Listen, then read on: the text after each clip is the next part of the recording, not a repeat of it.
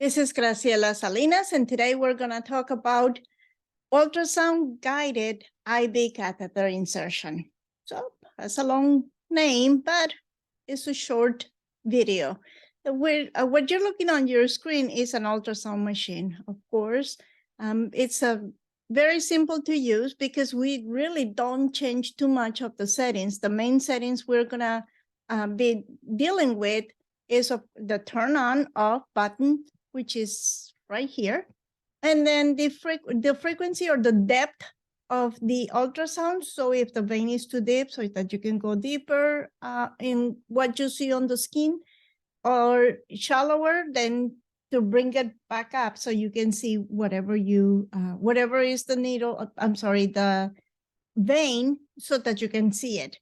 And the other thing is the contrast. If you need to see it brighter or not so bright, so that you can actually see the vein better. The other part of this is the probe.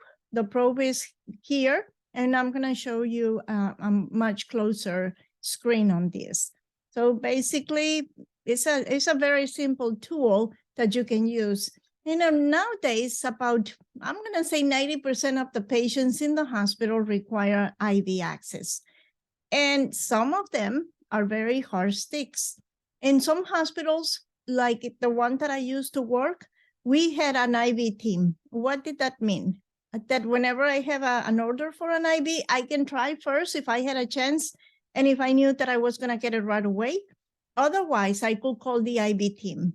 Good thing about the IV team, they will come and all they do is IVs throughout the day. They go through the hospital starting IVs.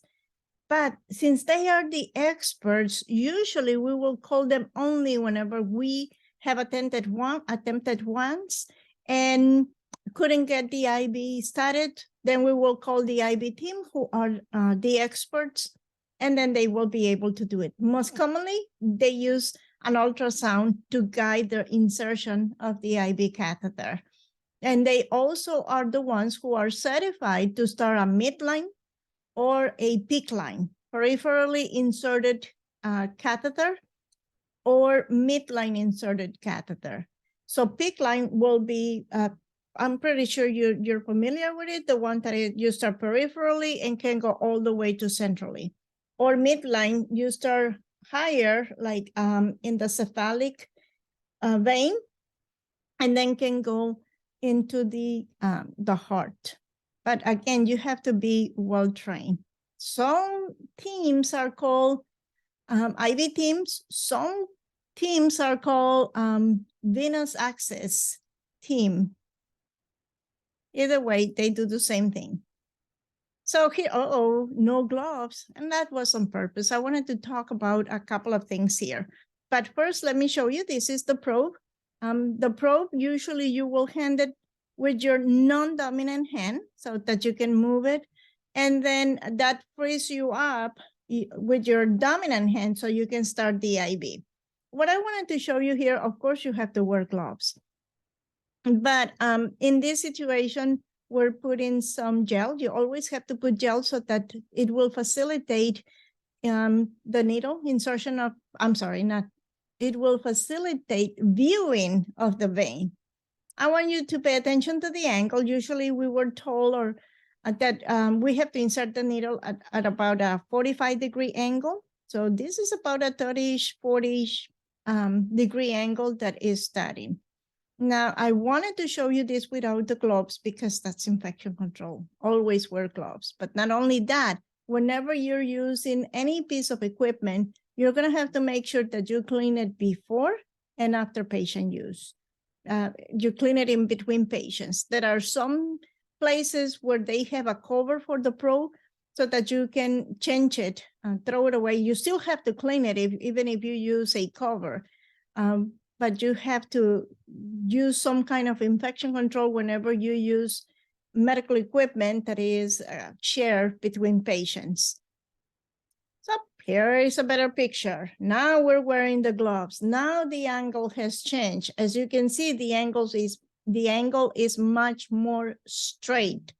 Here is the probe, just like before. This is a different probe, so it's from another brand, but still the same. Now we are ready. The other thing, of course, you're going to clean the skin just like you did before. Whatever is your institution asking you to clean, that's what you're going to be using. This is a fairly new technique, a fairly new evidence-based practice of using the ultrasound to guide your IV insertion. So this is the probe from a closer picture.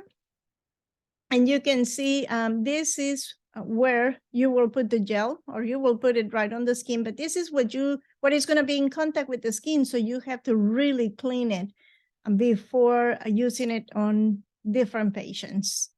Or again, you can cover it, but you still have to clean it.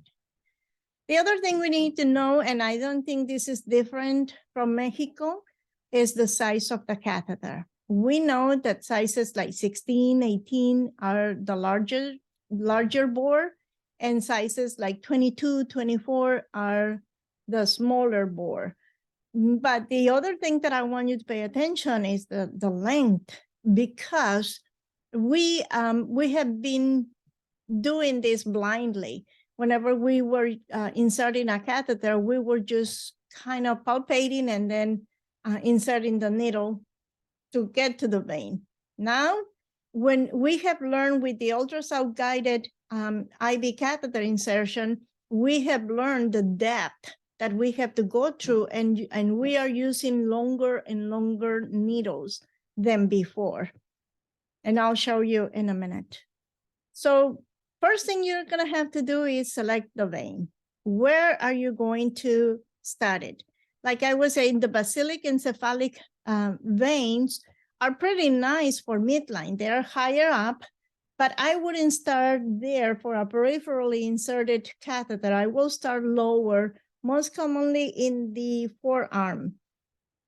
I will try to stay away from the cubital area, right there by the elbow or inside the elbow, because there are some vessels, some arteries that are there. And there is actually an area where you have the artery and the vein pretty close together, and you don't want to stick a vein. I'm sorry, an artery. You don't want to stick an artery. You're going to see that in the ultrasound, you're going to see the pulsation of the artery. The other thing is that a vein, whenever you touch it, and usually we kind of touch it when we're going to start an IV, and we wanted to feel that rebound, and we knew it was a vein. Well, if it pulsates or if it doesn't rebound like that, then probably it's an artery. So you want to stay away from that.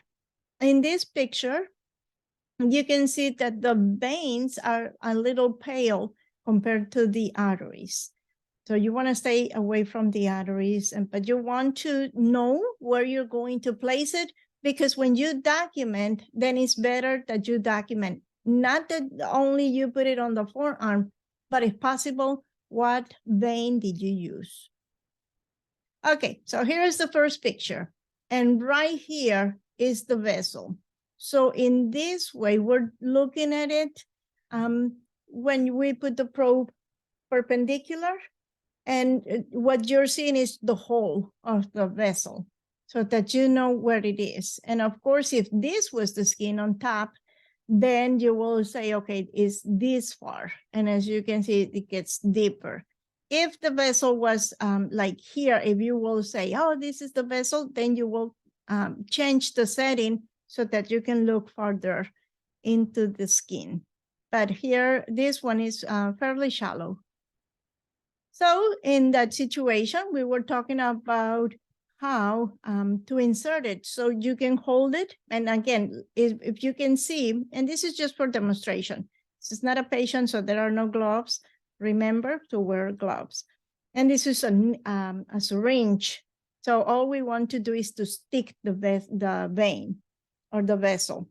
So in this case scenario, because this is a model that we use for training, then we have the vessels close to each other. And it's just to show the students that one is a vessel or a vein and the other one is an artery, and to stay away from it.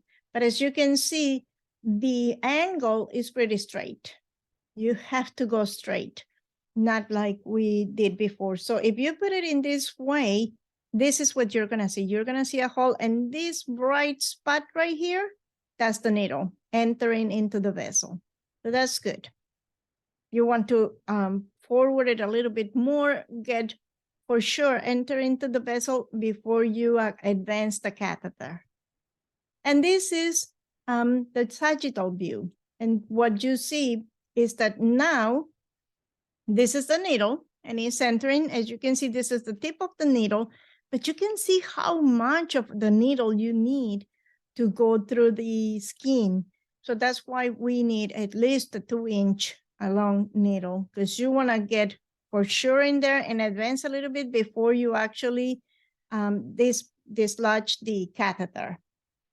Okay, so as you can see, the vessel is in this way when you put it sagittally, and is looked this way when you put it perpendicularly. Okay, so this is just another picture of the angle. This is the 45-degree angle we used to. You won't be able, unless the vessel is very shallow, you won't be able to get in there.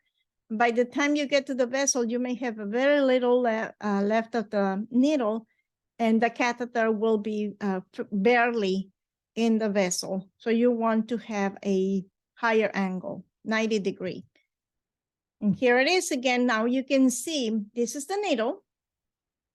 Okay, and this is the vessel, and this is the tip of the needle. So as you can see, we have entered the skin, and we barely, this is all the needle, and we barely got into the vessel.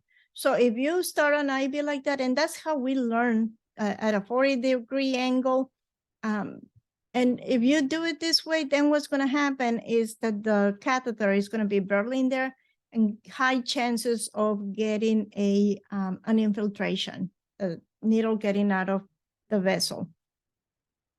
So if you put it straighter, like in this picture, and I'm sorry, that is very grainy. Now, because of the angle, you're gonna be able to get a lot of the catheter. This is the tip of the catheter. You're gonna get a lot of the catheter into the vessel, and the chances for it to dislodge or to infiltrate is gonna be much lower. So this is what you want to do on this. So at the end, here it is. It looks beautiful. You have started an IV, of course, like usual, you're gonna put the tourniquet that still goes.